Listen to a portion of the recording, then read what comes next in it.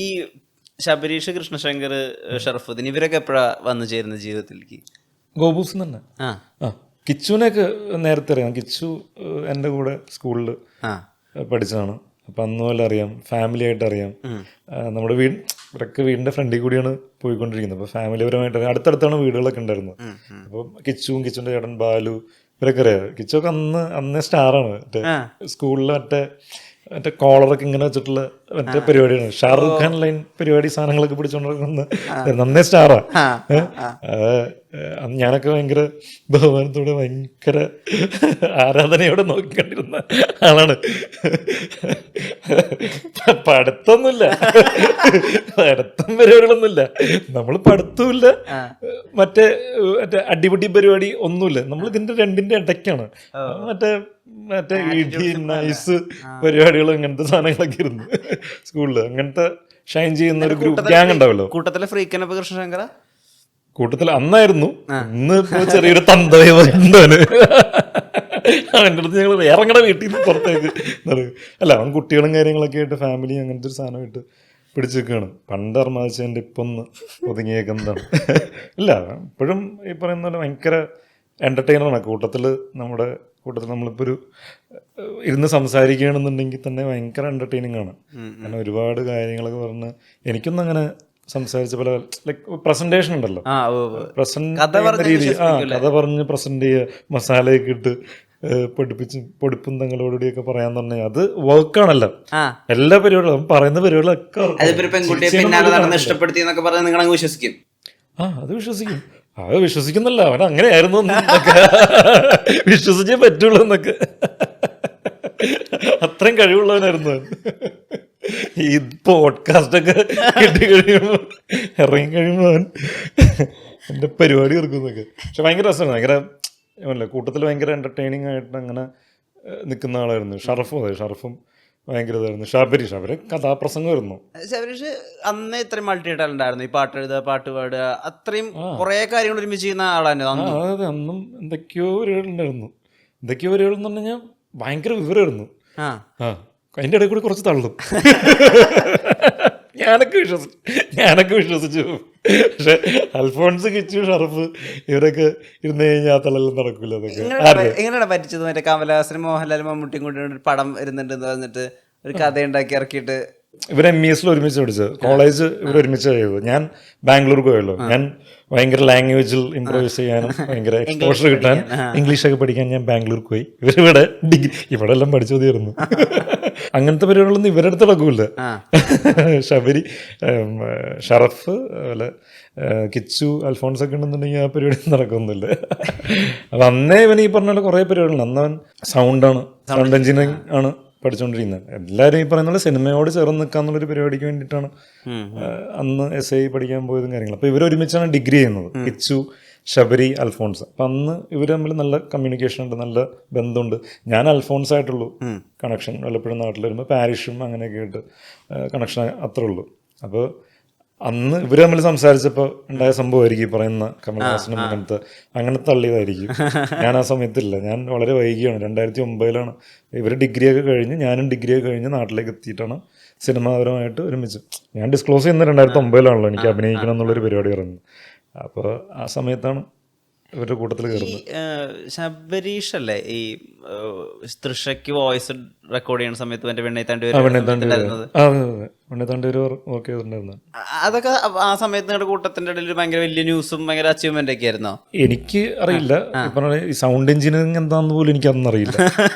അങ്ങനത്തെ രീതിയിലൊക്കെ ഇവൻ എന്തോ ചെന്നൈയിൽ സിനിമയുടെ എന്തോ പരിപാടിയാന്നുള്ളത് അറിയാം. സൗണ്ട് എഞ്ചിനീയറിംഗ് എന്താണ്, അല്ലെങ്കിൽ സൗണ്ട് മിക്സിങ് എന്താണ്, സൗണ്ട് ഡിസൈൻ എന്താണ്, ഇതൊന്നും അന്ന് അറിയില്ല. സിനിമ അറിയാം, കുറെ കാണാനറിയാം, നല്ല ഇതിൻ്റെ ബാക്കി ടെക്നിക്കാലിറ്റീസും കാര്യങ്ങളും അറിയില്ല. ഈ മലർവാടി കഴിഞ്ഞിട്ടേ മലർവാടിയിലെ ആളുകൾ ഒരു മാസ് അപ്പീലിൽ കുറച്ച് ആളുകളെ നോട്ടീസ് ചെയ്തതിന് ശേഷം പിന്നെ സിനിമകൾ കിട്ടാൻ വേണ്ടി സിജു എന്താ ചെയ്തിരുന്നത്? മലർവാടിയിൽ മാസ് അപ്പീലിൽ നോട്ടീസ് ചെയ്തു തന്നെ ഭീഷണിപ്പെടുത്തുന്ന റോളല്ലേ? ഭീഷണിപ്പെടുത്തുന്ന റോളാണ്. പക്ഷെ മാസപ്പീലൊന്നുമില്ല. ലാലേട്ടനെ പറ്റി പറയുന്നതുകൊണ്ട് എനിക്ക് അതിനകത്ത് ക്ലാപ്സ് കിട്ടി.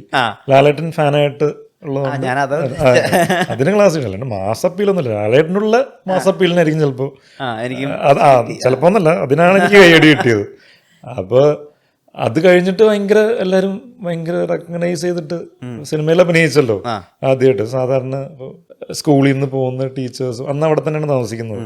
അപ്പോൾ സ്കൂളിൽ നിന്ന് പോകുന്ന ടീച്ചേഴ്സൊക്കെ ഇപ്പോഴും പഠിപ്പിക്കുന്നുണ്ടല്ലോ. അപ്പോൾ സിനിമയിൽ അഭിനയിച്ചു കഴിയുമ്പോഴത്തേക്ക് എല്ലാവരും ഭയങ്കര എന്താ പറയുക അപ്രീസിയേഷനും, അതുപോലെ തന്നെ എല്ലാവരും വന്ന് റെക്കഗ്നൈസ് ചെയ്ത് കൊള്ളാം, അടിപൊളി, നന്നായി എന്നൊക്കെ പറഞ്ഞ മോട്ടിവേഷൻ. കുറച്ച് കഴിഞ്ഞിട്ട് സിനിമയൊന്നും ഇല്ലാണ്ടായി കഴിഞ്ഞപ്പോഴത്തേക്കും സിനിമ ഒന്നും ഇല്ലല്ലേ, സിനിമയില്ലേ, അങ്ങനത്തെ ചോദ്യം. അപ്പം ഞാൻ അയ്യോ, സിനിമയിൽ അഭിനയിച്ചും പോയി, ഇനിയിപ്പോൾ ഒന്നും ചെയ്യാനും പറ്റില്ല, അങ്ങനത്തെ അവസ്ഥയായിരുന്നു. പിന്നെ ഞാൻ എറണാകുളത്ത് നടന്നേക്കുന്ന എല്ലാ ഓഡീഷനും ഞാൻ പോയി അറ്റൻഡ് ചെയ്തിട്ടുണ്ട്. ഒട്ടുമിക്ക എല്ലാ ഓഡീഷനും ഉണ്ടായിരുന്നു. സുധി കോപ്പായിരുന്നു അതിന്റെ പ്രസിഡന്റ്. സുധീനൊക്കെ ഞാൻ ഓഡീഷൻ വന്നിട്ടാണ് പരിചയപ്പെടുന്നത്. സുധി അന്ന് വർക്ക് ചെയ്തോണ്ടിരിക്കണത്. സുധി അന്ന് വരും, ഒന്നും യുവാവായിട്ട് ബൈക്കിനൊക്കെ വന്നിട്ട്. പുള്ളിയും ഭയങ്കര എന്റർടൈനറാണ്, ഒരു രക്ഷയില്ല. ഞങ്ങളുടെ ഏറ്റവും വലിയ ടൈം പാസ് സുധിയായിരുന്നു. സുധി വന്നിട്ട് ഇങ്ങനെ പുള്ളിക്ക് അപ്പം എക്സ്പീരിയൻസ് ഉണ്ട്. സിനിമയിൽ ജൂനിയർ ആർട്ടിസ്റ്റുകളും അല്ലെങ്കിൽ ജൂനിയർ ആർട്ടിസ്റ്റൊക്കെ ആയിട്ട് പോയി ഇന്ന് വർക്ക് ചെയ്ത് സിനിമയുടെ കുറേ എക്സ്പീരിയൻസും കാര്യങ്ങളൊക്കെ ഉണ്ട്. ഇതൊക്കെ പുള്ളി പറയും, നമ്മുടെ അടുത്ത് ഷെയർ ചെയ്യും. പിന്നെ വിറ്റാണ് പുള്ളിയുടെ അടുത്ത് ഇങ്ങനെ ഇരുന്നത്. പുള്ളി എന്നെ വിറ്റടിച്ചുകൊണ്ട് ഇങ്ങനെ ഇരിക്കും. അപ്പം അന്ന് സുധി ഉണ്ട്. അപ്പം നന്ദനൊക്കെ ഞങ്ങൾ ഒരുമിച്ച് മലർവാടിയിലുണ്ടായിരുന്നു. നന്ദനുണ്ണി, അതുപോലെ തന്നെ ശ്രീറാം രാമേന്ദ്രൻ, ദീപക് പറമ്പോൾ, പിന്നെ ഗോപൻ എന്ന് പറയുന്നത് നമ്മുടെ സുഹൃത്തിൻ്റെ ഗോപൻ രാമേന്ദ്രൻ, അങ്ങനെ എല്ലാവരും ഉണ്ടാവും. അതൊരു ഗ്യാങ് ആയിട്ടാണ് പോകുന്നത്. അപ്പോൾ നമുക്കിത് ശീലമായി. ഒരു 4-5 ഓഡീഷൻ കഴിയുമ്പോഴത്തേക്കും ഇത് നടക്കാൻ പോകണമെന്നില്ല, എന്നാലും പ്രതീക്ഷയാണ്. നടക്കാൻ പോകണമെന്നില്ല, വെറുതെ ഉടായ്പാണെന്ന് പറഞ്ഞിട്ട് നമ്മൾ പോവും. ഇപ്പോൾ രാവിലെ തന്നെ വീട്ടിൽ നിന്ന് ഓഡീഷൻ എന്ന് പറഞ്ഞിട്ട് ബസ് പിടിച്ച്, ഗോപൻ പെരുമ്പാവൂരാണ്. അപ്പോൾ അവന് ഈ പറയുന്ന പോലെ ബൈക്കുണ്ട്. അപ്പോൾ അവൻ്റെ ബൈക്കിലാവുമ്പോൾ വരും. നമ്മൾ ഈ പറയുന്ന പോലെ നേരെ എറണാകുളത്ത് വരും. രഘുപുരത്ത് ലുക്മാൻസ് എന്ന് പറയുന്ന ഫാഷൻ ഇതുണ്ടായിരുന്നു, അവരുടെ ഓഡീഷനൊക്കെ നടക്കും. അവിടെ എപ്പോഴും ഓഡീഷൻ ഉണ്ടാവും. അപ്പോൾ അവിടെ നേരെ വരുന്നു. അപ്പോൾ ഒരു ലോഡ് പിള്ളേരുണ്ടാവും. നമ്മൾ സ്ഥിരമാണല്ലോ, നമ്മൾ സ്ഥിരമായതുകൊണ്ട് നമുക്കിതറിയാം എപ്പോഴാണ് നടക്കുന്നത്, എപ്പോഴായിരിക്കും പരിപാടി, വിളിക്കാൻ പോകുന്നത്, സാധനങ്ങളൊക്കെ നമുക്കറിയാം. നമ്മൾ മാറിയുന്ന അവിടെ ഭയങ്കര സൊറഞ്ഞിരിക്കലാണ്. കുറേ കഥകളും. സുധിയാണ് മെയിൻ. സുധി ഇങ്ങനെ കഥ പറഞ്ഞുകൊണ്ടിരിക്കും. നമ്മളാണെങ്കിൽ ഭയങ്കര ചിരിച്ച് കളിച്ചിരിക്കുമ്പോൾ ആദ്യമായിട്ട് വന്നവന്മാരുണ്ടോ അതിനകത്ത്, ഒരു കാര്യത്തിന് ഒരു സീരിയസ്നെസ് ഇല്ലാത്ത രീതിയിൽ നിന്നൊക്കെ അങ്ങനത്തെ രീതിയിലൊക്കെ നോക്കിയിട്ടുണ്ട് പിള്ളേരൊക്കെ വന്ന്. അപ്പം നമ്മൾ കുഴപ്പമില്ല, ശീലമായിക്കോളും, അങ്ങനത്തെ രീതിയായിരുന്നു. കാരണം ഒരുപാട് ഫേക്ക് ഓഡീഷൻസും അങ്ങനത്തെ പരിപാടികളൊക്കെ. പൈസ ഒക്കെ ചോദിച്ചിട്ടുണ്ടോ? പിന്നെ അടുത്ത് ചോദിച്ചിട്ടുണ്ട്, പൈസ ചോദിച്ചിട്ടുണ്ട്. 5 ലക്ഷം രൂപ ചോദിച്ചിട്ടുണ്ട്. അതായത് ഇതിൽ ഈ സിനിമയിലെ കഥാപാത്രത്തിന് ആപ്റ്റായിട്ടുള്ള ആൾ നിങ്ങളാണ്.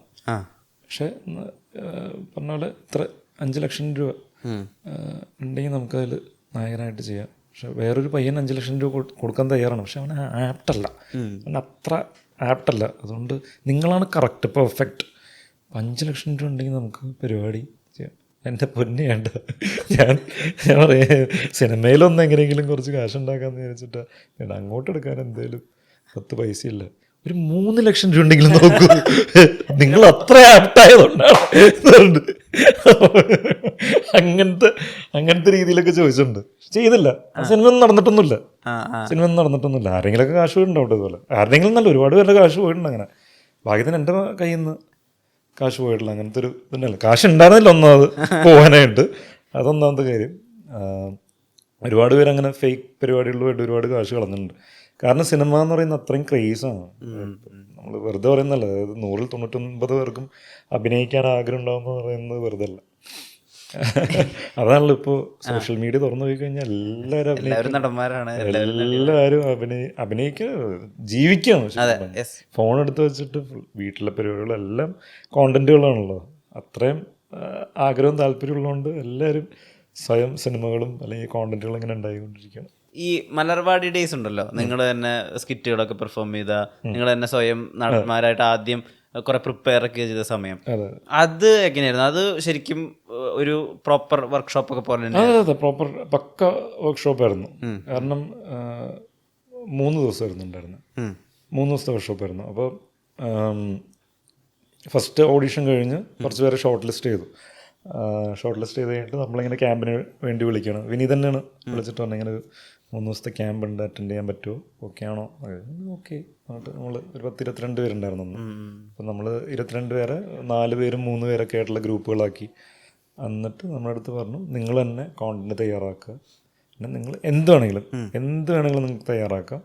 എന്നിട്ട് അതിൽ നിങ്ങളുടെ ഡയലോഗ്സ് നിങ്ങൾ തന്നെ എഴുതുക. നിങ്ങൾ തന്നെ എഴുതിയിട്ട് നിങ്ങൾ തന്നെ ആ ഡയലോഗ്സ് മാറാതെ, ഒരു ഇതുപോലും മാറാതെ, എന്താണ് എഴുതി വെച്ചേക്കുന്ന ഡയലോഗ്, അത് നിങ്ങൾക്ക് ഇഷ്ടമുള്ള ഡയലോഗ് എഴുതി വെക്കാം, പക്ഷേ എഴുതി വെച്ച സാധനം അതുപോലെ തന്നെ പ്രസൻറ്റ് ചെയ്യണം. അങ്ങനത്തെ പരിപാടിയൊക്കെ ഉണ്ട്. അപ്പോൾ നമ്മൾ ചിന്തിക്കല്ലേ, ക്രിയേറ്റീവായിട്ട് നമ്മളും തിങ്ക് ചെയ്തുകൊണ്ടിരിക്കണം, നമ്മൾ ഇൻവോൾവ് ആണ് ക്രിയേറ്റീവായിട്ട്. നിവിൻ ഉണ്ടായിരുന്നു, മുരളീകൃഷ്ണൻ ഉണ്ടായിരുന്നു, പിന്നെ നിതിൻ എന്ന് പറഞ്ഞ പേരുണ്ടായിരുന്നു. ഞങ്ങൾ 4 പേരായിരുന്നു. മുരളീകൃഷ്ണൻ വിനയൻ സാറിൻ്റെ സിനിമയിൽ അഭിനയിച്ചാണ്. നമ്മുടെ രഘുവിൻ്റെ സ്വന്തം റസിയ എന്ന് പറഞ്ഞ സിനിമയിലെ നായകനാണ്, ശിവതയുടെ ഹസ്ബൻഡാണ്. മുരളി ഉണ്ടായിരുന്നു.